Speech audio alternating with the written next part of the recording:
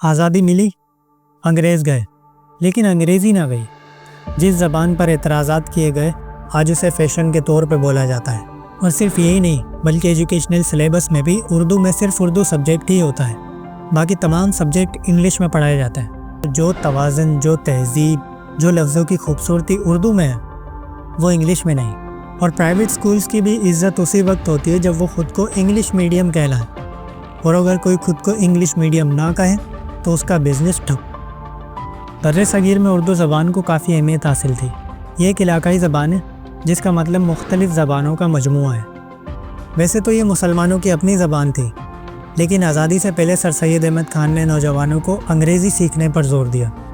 उसकी वजह ये थी कि वो अंग्रेज़ी सीख कर बआसानी अंग्रेज़ों के साथ मुज़ाकरात कर सकें और अपनी आज़ादी के मकसद को पालें। लेकिन इस बात पे किसी ने इत्तफ़ाक़ न किया। उनका कहना यह था कि हम अपनी इतनी अच्छी ज़बान को छोड़कर अंग्रेज़ों की तरह मुंह टेढ़ा करके नहीं बोल सकते। लेकिन जब इसकी आर्ज़ी ज़रूरत को समझा तो एक कसीर तादाद में अंग्रेज़ी सीखी, और वहीं से उर्दू की अहमियत कम और अंग्रेज़ी को सबकत हासिल हुई। आज़ादी मिली, अंग्रेज़ गए, लेकिन अंग्रेज़ी ना गई। जिस ज़बान पर एतराज़ात किए गए कि हम अपनी मादरी ज़बान को छोड़कर मुंह टेढ़ा करके नहीं बोल सकते, आज उसे फ़ैशन के तौर पे बोला जाता है। उसे तालीम के तराजू में तोला जाता है।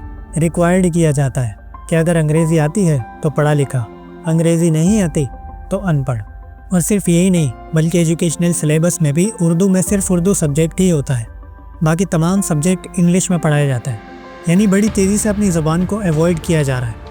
और प्राइवेट स्कूल्स की भी इज़्ज़त उसी वक्त होती है जब वो ख़ुद को इंग्लिश मीडियम कहलाए, और अगर कोई खुद को इंग्लिश मीडियम ना कहे तो उसका बिजनेस ठप।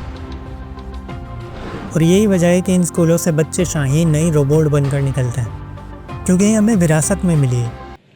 No English come to me, मतलब मुझे इंग्लिश नहीं आती। और इसीलिए हमने इसे अपना स्टैंडर्ड बना लिया है कि आपको महफिल में अपनी तरफ तवज्जो मरकूज़ करवाने के लिए 4 लफ्ज़ अंग्रेज़ी के बोलने पड़ेंगे। My father is my role model and my hero. My father is a very hard worker. जबकि अगर देखा जाए तो जो तवाज़ुन, जो तहज़ीब, जो लफ्ज़ों की खूबसूरती उर्दू में है, वो इंग्लिश में नहीं। और यही वजह है कि उर्दू अदब के शायरों को बड़ी इज़्ज़त और मकबूलियत हासिल है कि जब वो अपने ख़यालात की डोर में उर्दू के नर्म और नाजुक अल्फाजों को पिरोते हैं तो देखने और सुनने वाले अशश कर उठते हैं। नाज़ की उसके लब की क्या कही है, पंखड़ी गुलाब किसी है। मदद करनी हो उसकी, यार की ढारस बंधाना हो, बहुत देरी न रस्तों पर किसी से मिलने जाना हो, हमेशा देर कर देता हूँ मैं। जबकि अगर देखा जाए तो उर्दू ज़बान ज़्यादा मुश्किल है बनिस्बत इंग्लिश के, क्योंकि इंग्लिश ग्रामर की बेस पर बोली जाती है और उर्दू की कोई ग्रामर नहीं।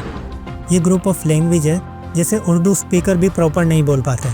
और अगर कोई इंग्लिश बोलने वाला उर्दू सीखना चाहे तो ये उसके लिए इतना आसान नहीं होता जितना आसान उर्दू बोलने वाले के लिए इंग्लिश सीखना होता है। और यही वजह है कि काफ़ी वक्त और मेहनत के बाद भी जब बारिश आता है तो पानी आता है। लेकिन आखिर क्या करें, घर की मुर्गी जो ढहे, अपनी ज़ुबान को खोना अपनी पहचान को खोने के मुतरादिफ है।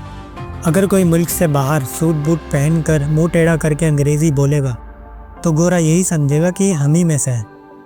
लेकिन अगर कोई अपने कल्चर को फॉलो करे, यानी अपने लिबास में, अपने लहजे में बात करे, तो चाहे कहीं भी हो, हज़ारों में भी पहचाना जाए, उसकी एक अलग ही पहचान होगी। जब आप खुद ही अपनी चीज़ की इज्जत नहीं करेंगे तो कोई नहीं करेगा, वरना दुनिया झुक कर सलाम करेगी।